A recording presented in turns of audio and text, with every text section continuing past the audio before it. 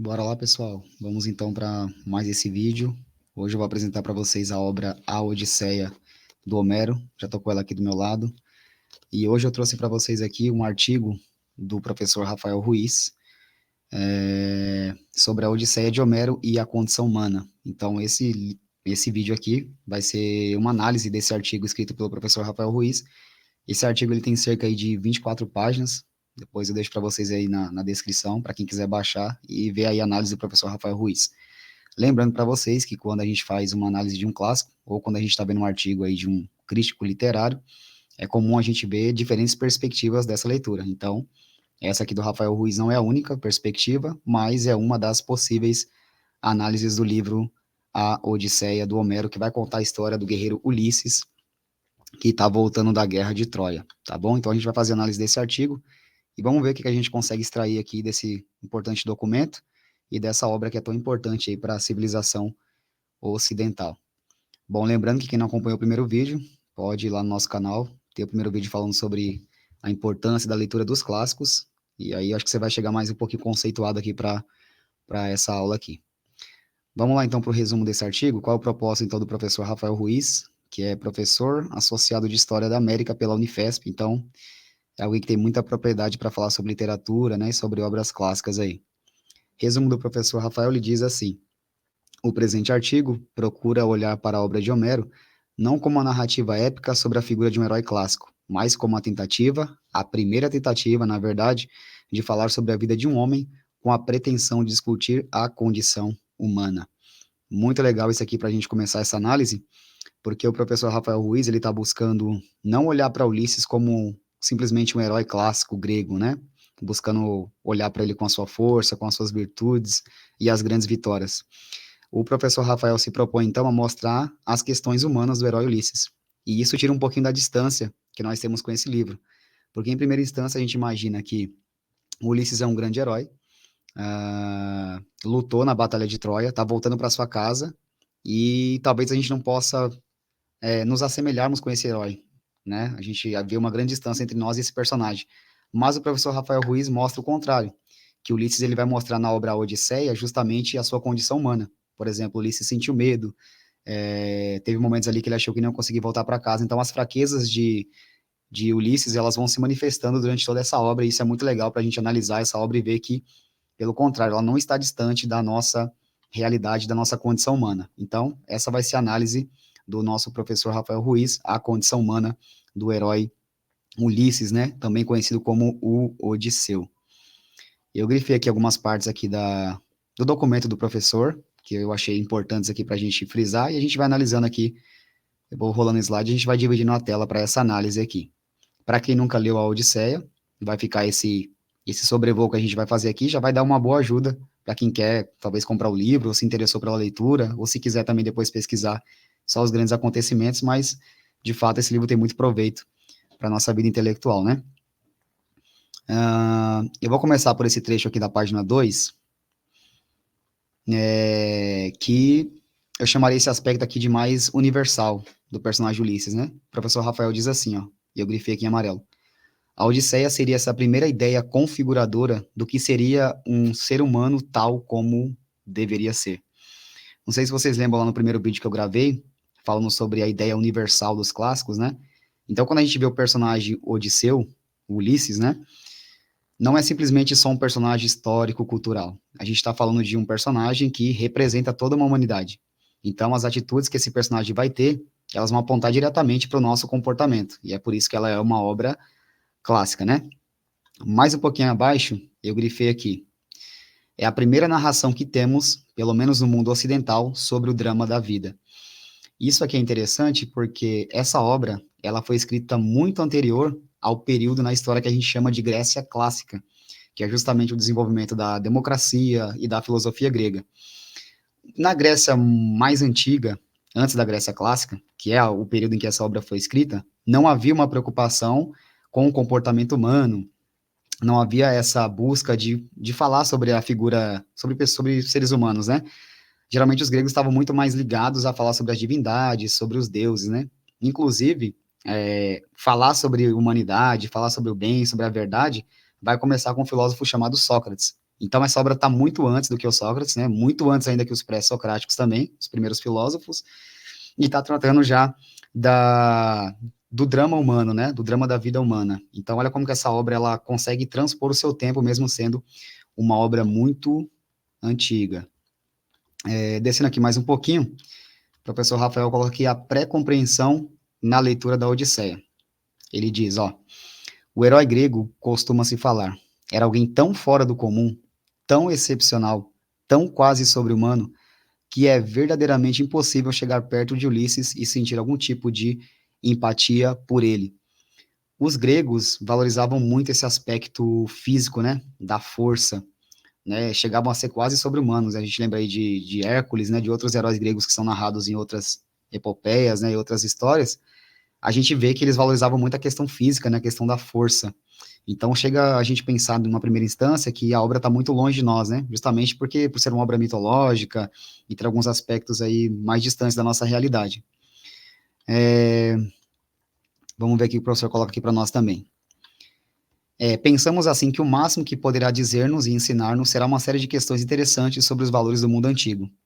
Então o professor Rafael está falando aqui sobre o primeiro preconceito que você tem com essa obra, de que ela não vai passar de uma obra que vai falar sobre a Grécia Antiga, de que a gente vai aprender aqui alguns conceitos de guerra, alguns conceitos culturais, não vai conseguir extrair mais do que isso. Então é uma pré-compreensão muito equivocada, segundo a visão do professor Rafael Ruiz, da gente limitar essa obra só com essa análise. Pelo contrário, né? Cada passagem que Ulisses vai caminhando, né, a sua longa jornada até a volta para casa, vai nos ensinando aí lições importantes sobre a existência humana, né? Bora descer aqui mais um pouquinho. Então, agora um pouco sobre de quem é Ulisses, né? Na visão aqui desse artigo do professor Rafael. Ulisses na ilha de Calipso, vemos um homem que não tem forças para sair da situação em que está. Então, esse é o primeiro aspecto que o professor destaca, que é justamente no momento em que Ulisses se encontra, né, no primeiro canto do livro, ele está em uma ilha de uma ninfa, uma deusa chamada Calipso, num lugar muito confortável e não tem perspectiva de ir embora.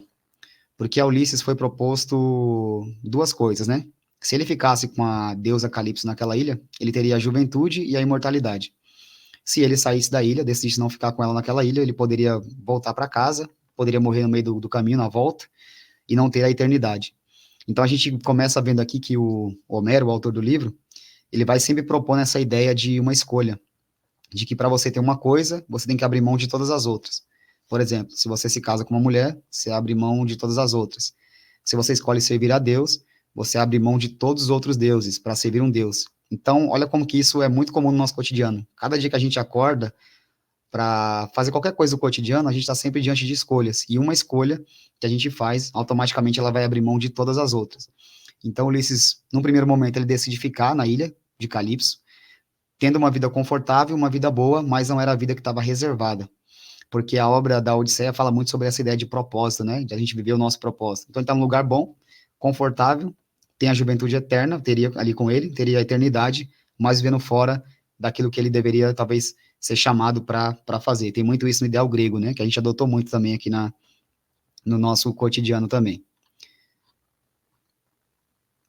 E aqui tem um trecho do canto 5, o professor destaca aqui, vou até destacar aqui para nós, que é justamente o momento em que Ulisses está na ilha de Calipso, né? E diz assim o canto, né? Sentado na praia, os olhos nunca enxutos de lágrimas, gastava-se-lhe a doçura de estar vivo, chorando pelo retorno, e já nem a ninfa lhe agradava. Por obrigação ele dormia de noite ao lado dela, nas côncavas grutas. Era ela, e não ele, quem assim o queria. Mas de dia ficava sentado nas rochas e nas dunas, torturando o coração com lágrimas, tristezas e lamentos. Então, esse momento de parada do Ulisses nessa ilha, os anos que ele ficou com a deusa Calipso, ele começou ali a ficar enfadado dessa vida parada, né? E então é o momento que ele vai decidir que ele precisa voltar para a sua terra. Então, às vezes, a gente está num lugar confortável, né? Essa é a mensagem que transmite, né? Você está num lugar confortável, às vezes bem alimentado, mas estagnado, sem crescimento. Chega um momento que você precisa sair desse lugar e se mover para um outro lugar, né? Então, tem muito essa ideia de buscar um propósito, um sentido real na vida e não viver uma vida aí estagnada, né? E aqui tem um trecho que ele coloca as palavras do apóstolo Paulo, para quem gosta aí de da Bíblia, né, de ler a Bíblia, o apóstolo Paulo diz assim: não entendo o que faço, porque não faço o que quero, mas faço aquilo que não quero. Então, é muito aquela ideia da vontade, né? A gente querer fazer o bem e às vezes acabar realizando o mal.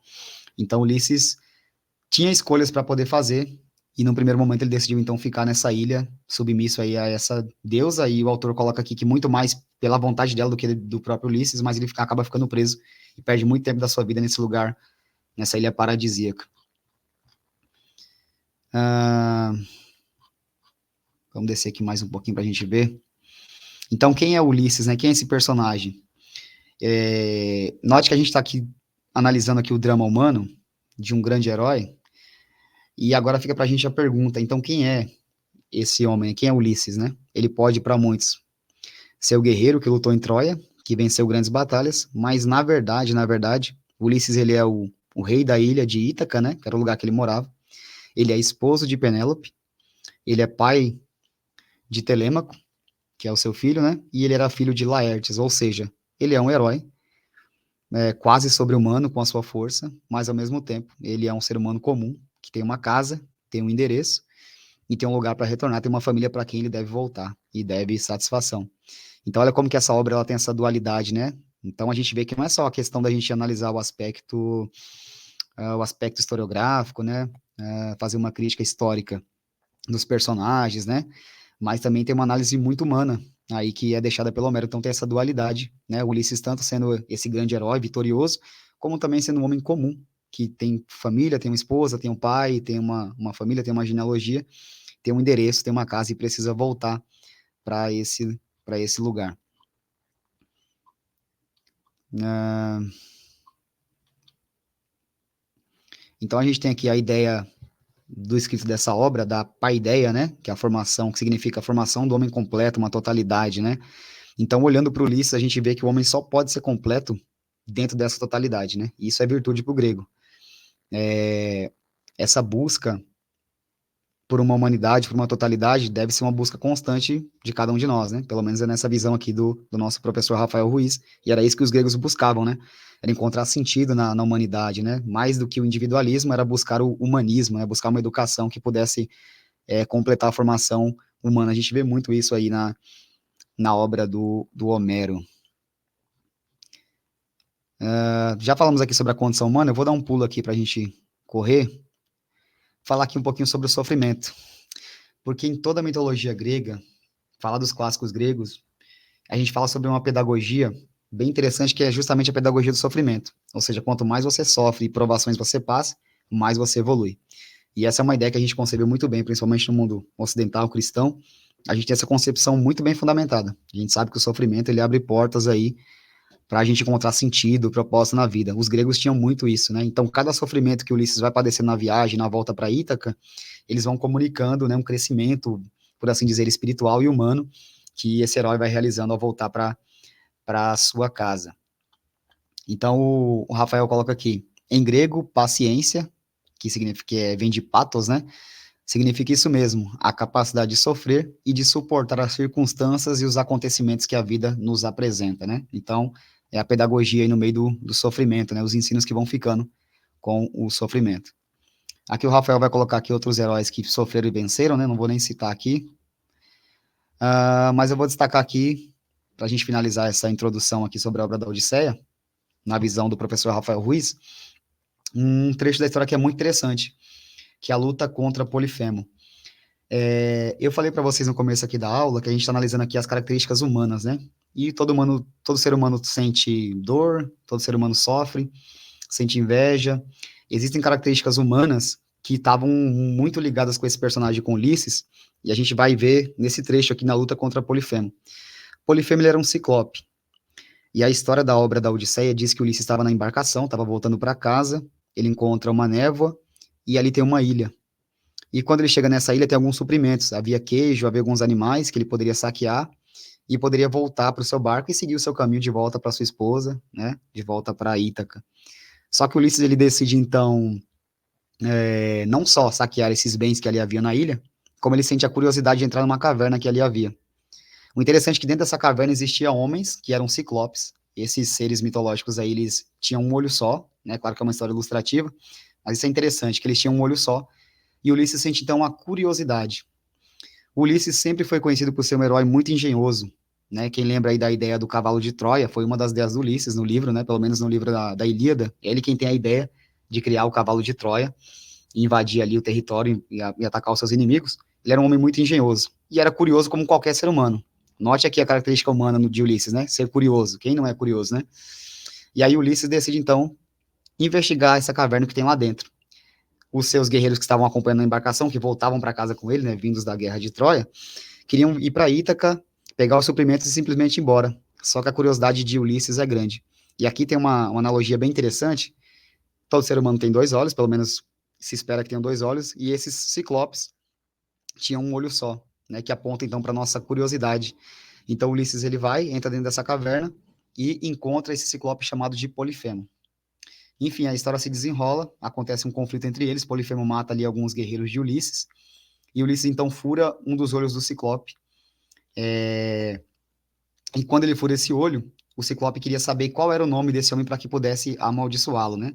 O Ulisses já tinha negado o seu nome e tinha dito que ele se chamava Ninguém, mas pela sua vaidade, Ulisses era um herói muito vaidoso, ele então confessa o seu nome pro Ciclope, diz quem ele é, revela a sua identidade, e o Ciclope, que era filho de um deus, Poseidon, né, que é o deus dos mares, né, na mitologia grega, ele então amaldiçoou Ulisses e disse que ele vai voltar para casa, mas que ele voltaria a duras penas e com muito sofrimento. Então tem muitas análises que os críticos literários fazem aqui nessa parte da Odisseia, porque a gente pode ver aqui a questão da curiosidade de Ulisses, a questão da vaidade, a gente vê esses aspectos humanos que vão se manifestando na obra o tempo todo. Ulisses vai sempre demonstrando muita fraqueza, embora fosse um grande guerreiro, ele mostra, assim, aí muito das suas fraquezas. Então, para quem está iniciando decide, né, iniciar essa obra da Odisseia, procure ler essa leitura devagar, analisar aí cada canto, porque ele, de fato, tem muitos aspectos ali que trazem lições muito importantes, né? Eu trouxe só alguns trechos aqui, tem muitos outros acontecimentos do Ulisses que não vai dar tempo, senão o vídeo vai ficar muito longo, mas trouxe só uma introdução para vocês verem aí como que essa obra traz conceitos que hoje nós temos muito presentes aí na nossa vida, no nosso cotidiano, né? Tem um outro trecho muito famoso que eu queria deixar para vocês aqui, bem breve, que é a ideia do canto das sereias, que é muito falado hoje, muitas pessoas falam e não sabem que também veio da mitologia grega, né? Que justamente as sereias eram seres ali que tinham o poder do encanto, né? De prender as pessoas. Então Ulisses ficou preso ali pelo canto delas durante um tempo e tinha que escapar delas para que pudesse voltar para sua rota para casa. Então, cada trechinho, cada análise aí nos ajuda a compreender aí como esses aspectos humanos se conversam aí nessa obra da Odisseia.